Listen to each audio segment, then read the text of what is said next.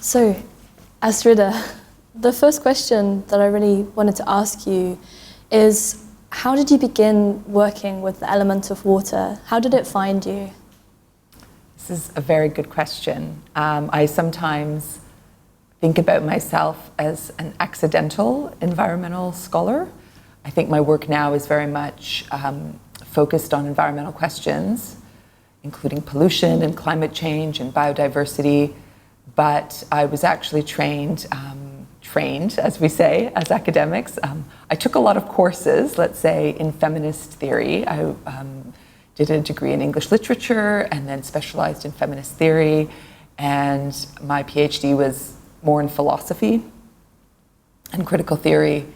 But as somebody who's always been interested in feminist perspectives, I was very interested in these things that we lug around with us, these bodies that are just so amazing and mysterious and like the source of knowledge, but the source of mystery. And so, you know, embodiment had always been the locus of my interest in feminist work.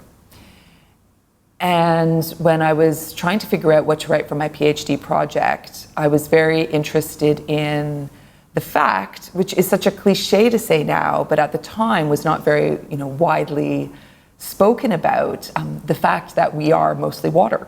You know, we are 80%, 70%, 90%, depends, made up of water. And it was amazing to me around, I don't know, 2005, 2006, to realize that all of the water that is me comes from somewhere. And then it leaves me and goes back to somewhere.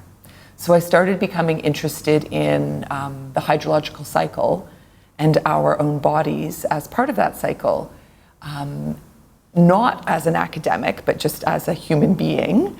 I had grown up swimming a lot, spending a lot of time in lakes and rivers, less so in oceans. And I think I had an environmental ethic just instilled in me from my family. But that hadn't really ever been the focus of my study. But then sort of thinking about embodiment and our sort of mostly watery constitution sort of opened up this really important nexus that has now remained at the nexus, like sort of at the most important intersection in my work, which is how are we as humans connected to this thing called the environment, obviously in political ways and in ethical ways, but also in very real material ways. We literally are the environment. It is out there, but it's also very much in here. So from that moment, when I started to sort of think about feminist theories of embodiment from a watery perspective, that became the entry point for thinking environmental ethics through that question. Yeah, I mean, you said really nicely there this phrase that I kind of want to pick up on, and I think it's this ongoing question in your work, right? We are the environment, but what do we mean when we say we? The Bodies of Water opens with this quote by Adrienne Rich, the American poet and essayist. The problem was that we did not know whom we meant when we said we. And I think it's such an interesting question in the era of climate emergency, right? Like, it's so mobilizing to have these slogans, we're all in this together, we have to stop climate change. But at the same time, as much as these collective formulations are very mobilizing, they also erase differences and nuances. And yeah, like, I see that as a kind of ongoing question in your work. And how are you grappling with this at the moment? Yeah, I think that's such a great example of how coming from a feminist studies background meant that question has always been at the sort of basis of my work. So when I talk to environmental ethicists or people working in sort of Western environmentalisms, those differences amongst humans, sort of intra-human systems of power, the differences that connect us and separate us by gender and sexuality and race and geography and economic status, age, those things often get papered over in environmentalist discourses. And we think about humans all of a sudden as this unified group of people, this unified group either against or for this unified environment out there. But feminism is such a great teacher, reminding us that it's always a struggle to articulate a we. Many of my favorite scholars in one way or the other talk about the question of we as both necessary and impossible. Like we have to keep working towards it, but it's not something we'll ever achieve. So this question of how we both take notice of our differences in a social justice sense, thinking about who benefits, who doesn't benefit, who's at the giving or receiving end of power structures. All of these questions are really important in terms of thinking about, water justice. But water itself is also so interesting and such a profound teacher. When I started to think about this fact, how we started our conversation, that, the water out there becomes me, the thought experiment doesn't take very long to get you to the place where you realize that we all share the same water. Like all of the water that ever was on this planet will at some point travel through all of its bodies, and yet as it takes up a new body, every time it does, it's becoming different. So water for me was the most profound material teacher of a politics of difference that can both insist that you and I are different, but that we are still in common because of the waters that we share. So it was a beautiful provocation for me to not fall too heavily to the one side or the other, to the sort of environmentalist moment of having to think about us all in this together, or to some sort of politics of difference that would see us as, ultimately separate with this kind of unbridgeable alterity. I'm interested in how we are both, in very beautiful and important ways, different from each other. And when I say each other, I mean you and I, but I also mean, me and the trees, and me and the whales, and me and, cactuses growing on the other side of the world. So all of the we's. We're both very different in these beautiful and important ways, but we all are also all part of a hydro commons. Yeah, beautifully put. Just to situate ourselves where we are now, we're in Zone to Source. Just ahead of you going to be delivering a Weathering Together workshop. Can you tell us a little bit about what weathering is and what the concept means? So I became interested in weather because it is such a banal thing, or it used to be, let's say. You talk about the weather when you don't know what else to have small talk about. In climate change discussions and scholarship, particularly say 10 or 20 years ago, when the sort of emergency of climate change began to become more strongly articulated, there was this real emphasis that weather and climate are different, right? Climate is those patterns, those things that we should be worried about, but don't really worry about the weather. The weather is just what you're in on an everyday basis. It's changeable, it's fickle, and not really what we need to be thinking about when we're thinking about climate change. But of course, what I just said about water was, as this teacher for me, came right into that conversation and thinking, well, how can weather be anything else than one particular instance of this broader thing we call climate change? And I was really interested and curious about, what happens when we separate climate from weather? What's the risk and the danger there? And as somebody interested in embodiment, I began this research by thinking about the way that we also embody the weather, and how the weather and climate change also comes to write itself upon us. But again, not unlike the hydrological cycle, we could think about climate or weathering cycles similarly as just the way that the weather imprints itself on me. I, in turn, am a weather maker. So one of the examples I sometimes use in the springtime, hopefully not too long from now, when everything goes into wild bloom and there's pollen all through the air, I start to develop allergies, I sneeze a lot, and the weather, the springtime pollinated air as it enters me, changes me. It makes me allergic and sneeze, so then I take my allergy tablets, and as I give those back to the environment when I go to the bathroom, that in turn affects the water, which will become more polluted, more pharmaceutical heavy, which then affects the temperature of the water, the health of the water, leading to increased temperatures, which then lead to even more pollen sometimes in the air the next year. So there's this real cycle of weather that sort of goes out into the big world and then comes back to affect us very intimately. So I think of weathering as a way to describe our experiences of weather, but in duration, like weathering as something that we do over a period of time is a way for us to connect the ephemeral short-term weather to climate. So as a word, of course, it also invokes other ideas. So the idea of weathering as something that you bear, like weathering a storm or, a building that gets weathered by excessive rain or sun damage, weathered skin. So there's this real sense of a material imprint of the environment on us as bodies. And again, going back to questions of difference and similarity, while we are all weathering the world all the time, we're weathering it differently. Sometimes by circumstance, and sometimes again because of those bigger systems of power that feminism has taught me to pay attention to. So, which bodies are weathering less resiliently than others is then a question of climate justice as well. Mm-hmm.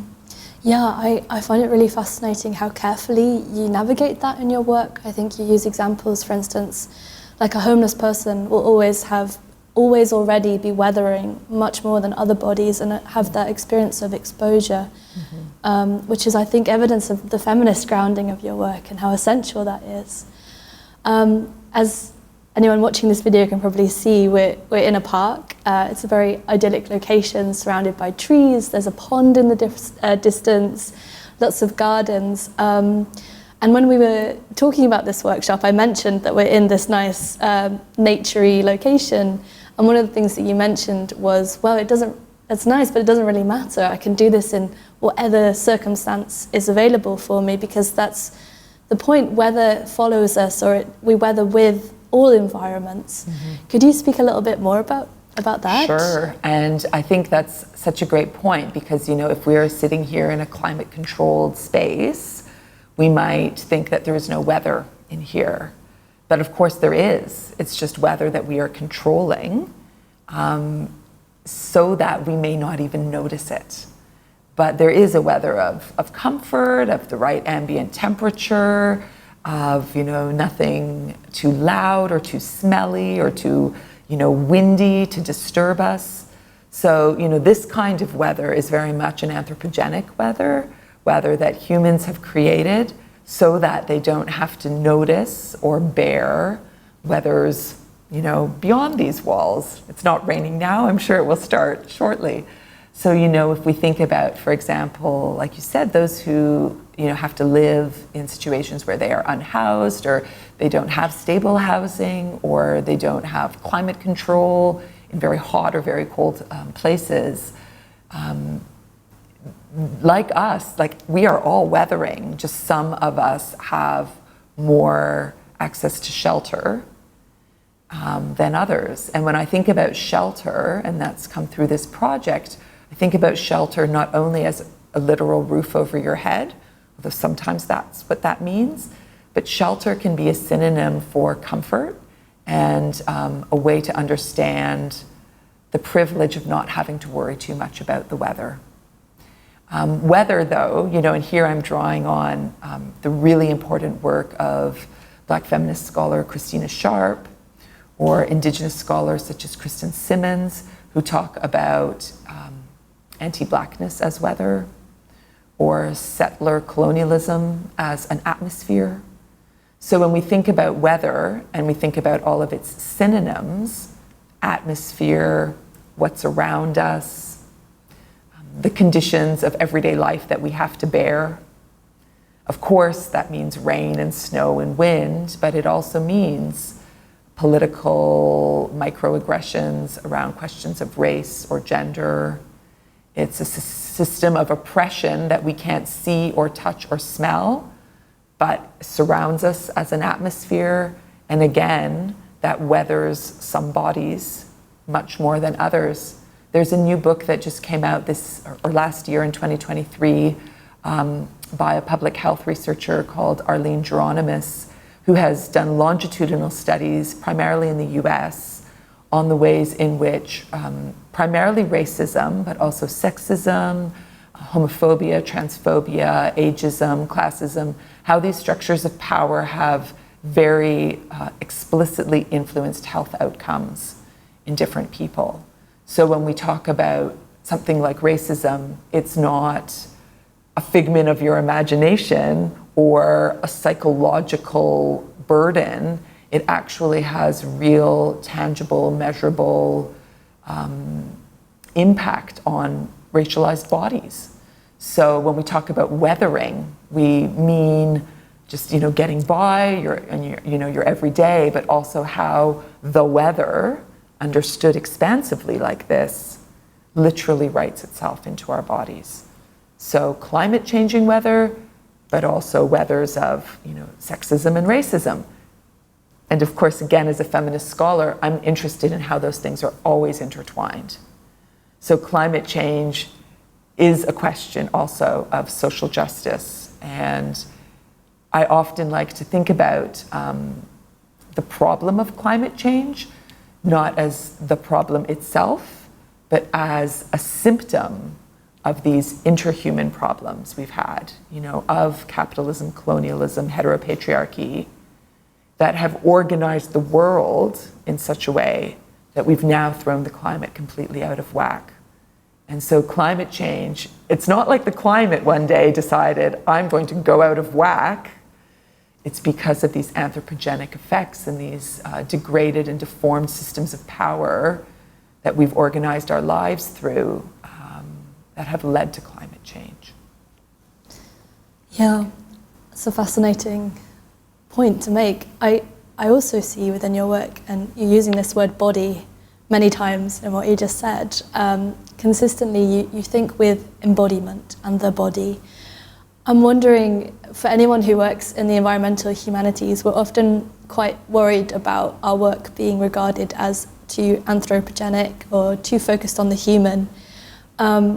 As you start out from embodiment, what would you say about that? Like, what would you say in response to this charge of centering the human too much? It's such a great question, and I mean, I find it almost humorous that scholars are really hung up on it. I am a body, and as are you. So I think, any theory or any scholarly practice that claims that it could somehow move away from bodies or humans, first of all, is kidding itself. Like, I think because I have this brain and this body that are in the world, and it is, using the terms of Donna Haraway, it is my first situated knowledge. Or using the words of Adrienne Rich, who you cited at the beginning of this interview, it is the geography closest in. That is my body. So that is where I know everything from. So I'm not interested in putting the body to the side, putting my body to the side, as though I could somehow think without it. I think that's really important.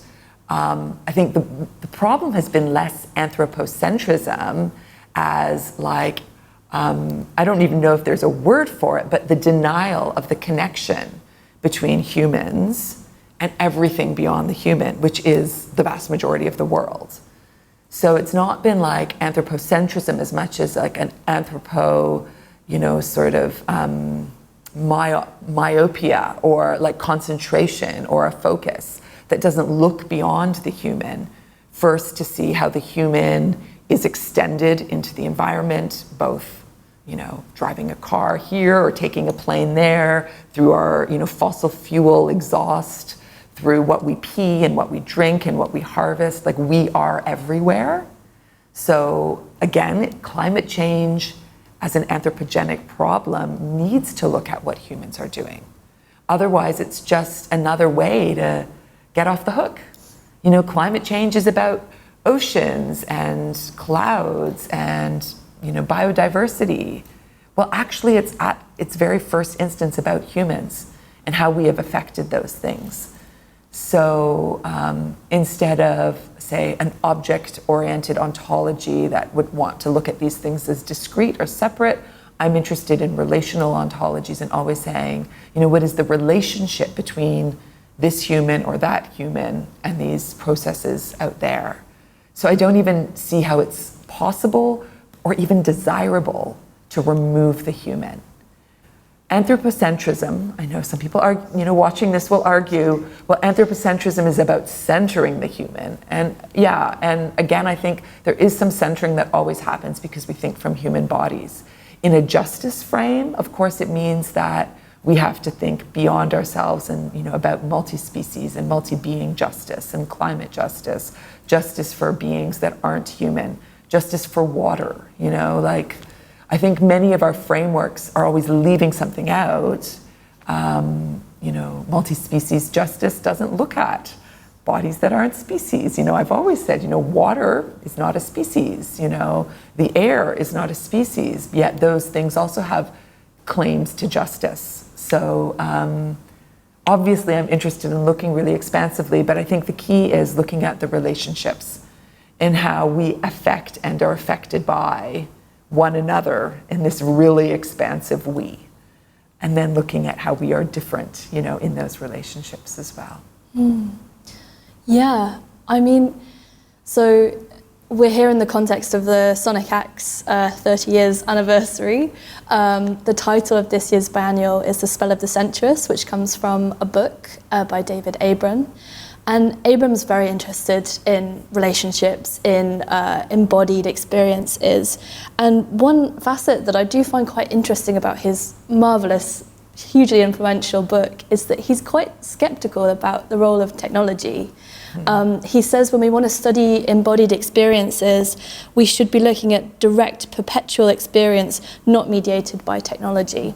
And I think for Sonic Acts, which is obviously a festival where we use a lot of technology, this promotes a bit of a quandary for us. And I'm thinking about your experience using hydrophones, for instance, which I know you've performed with before. What's your relationship with technology, and what did this device in particular, the hydrophone, teach you? It's such a good question, and I'm so not interested in sort of anti or pro technology as sort of a stance to take, because this is a technology and this is a technology. You know, my pen, my eyeglasses, like very clearly these are technologies without which I would not be able to do my work. And frankly, neither would David Abram, who wears glasses and writes a lot. So I think, you know, we say technology, but I'm like, what do you mean by technology? I think we have degrees of mediation, you know, and certain technologies allow us to get further and further and further away from our direct embodied experience.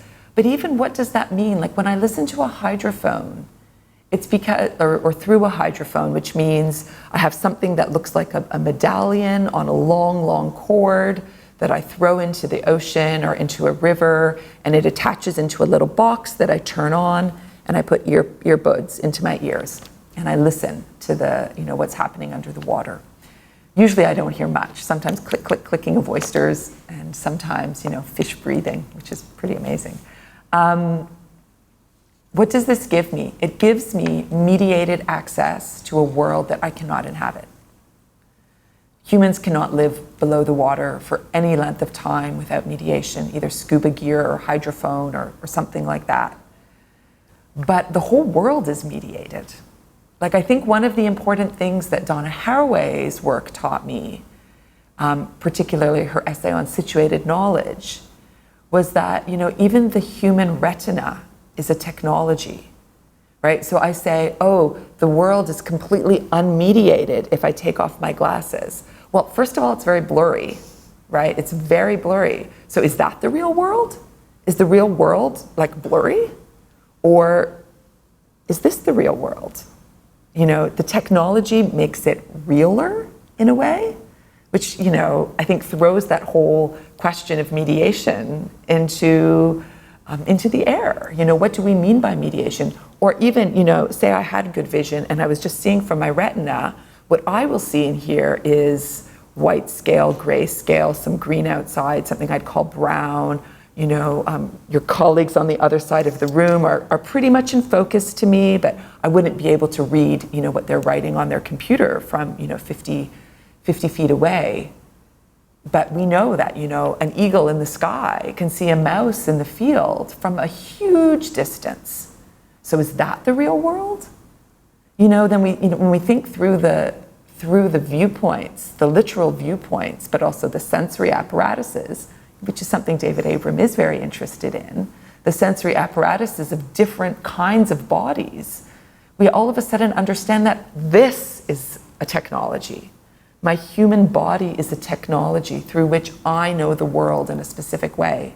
And I can augment that with my pen and my glasses and my hydrophone, and it gives me a little bit more access, but there will still be things that I will never have access to.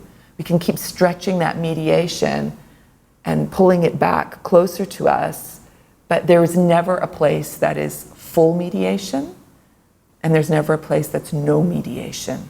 It's all degrees of technological mediation all the way down. I am, you know, as a bit of a Luddite, a bit of a DIY sort of fan, I'm interested in less mediated experiences, because I'm interested in, like, back to our first question, I'm interested in bodies and how they know the world and how these can be sources of resistance and resilience without a lot of fancy, expensive technologies or, you know, other kinds of apparatuses. I'm really interested in what this can do, this thing, what it can do in the world. So I'm interested in less mediation, but I would never say this is not mediated or that this is not technological. I think that sort of question of, you know, pro-anti-technology can get us into corners, you know, like social media, awful, we hate it, everybody hates it, it's like depressing, it makes youths, you know, like young people just care about their appearance and, you know, popularity too much, but it also has sustained revolutions, you know? So I think we're always, when we're thinking about technology, like what does it give and what does it take away? Mm-hmm. And like every single technology has that question, what does it give me and what does it take away, you know? I think, yeah, his skepticism is very understandable, and particularly when technologies come from a perspective of wanting to have a certain mastery over the environment. Right. Or to exploit it in some way. But I think about the hydrophone is a really interesting example, especially because these technologies are now becoming much more democratized, and there are lots of DIY workshops to build your own hydrophone. Yeah.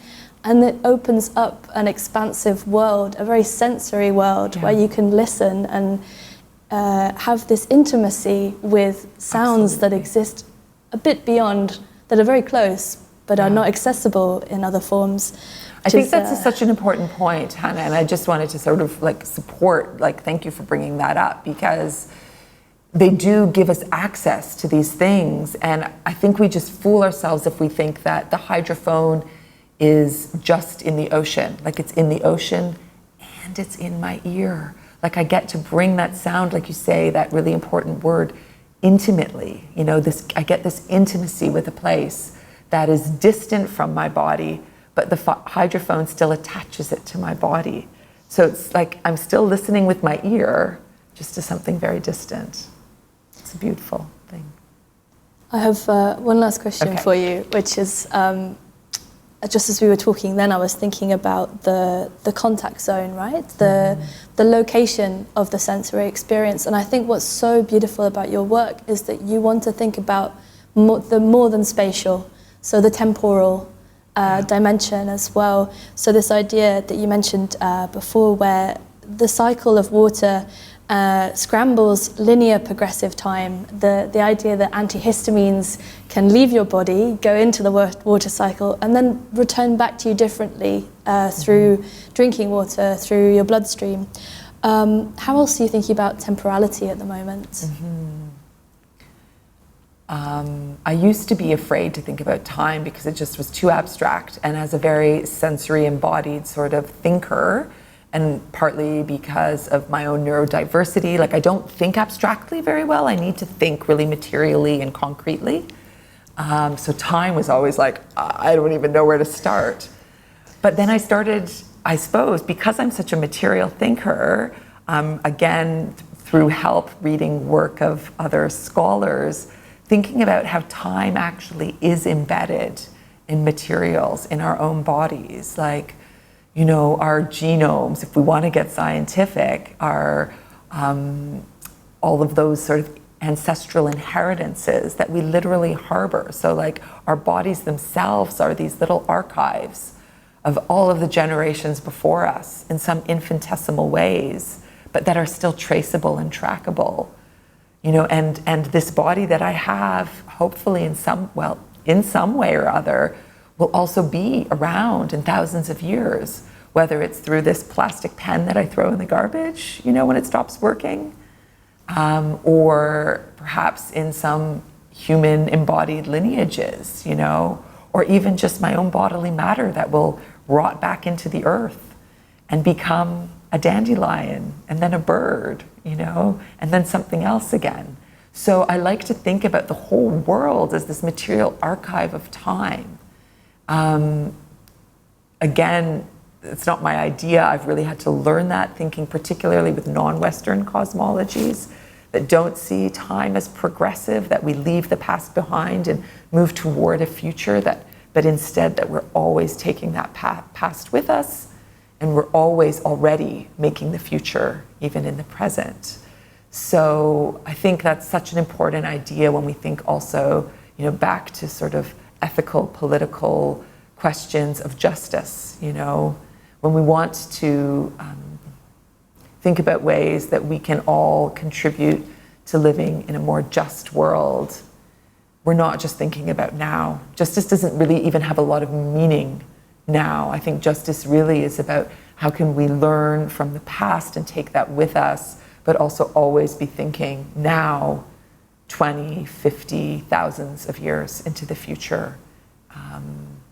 So time through water also is very cyclical, as you just gave in your example. So we're looking at time not as a yardstick that moves into the future, but as this archive, as this cycle, as an experience, as something that like exists around us and that we make, you know, we are time makers as well. So again, thinking with water and weather, two of these things that are always around us and in us, that we are of, that we take from the world and then give back to the world, have been, you know, this really material and embodied way to understand time better. Thank you so much. That was wonderful. Thank you.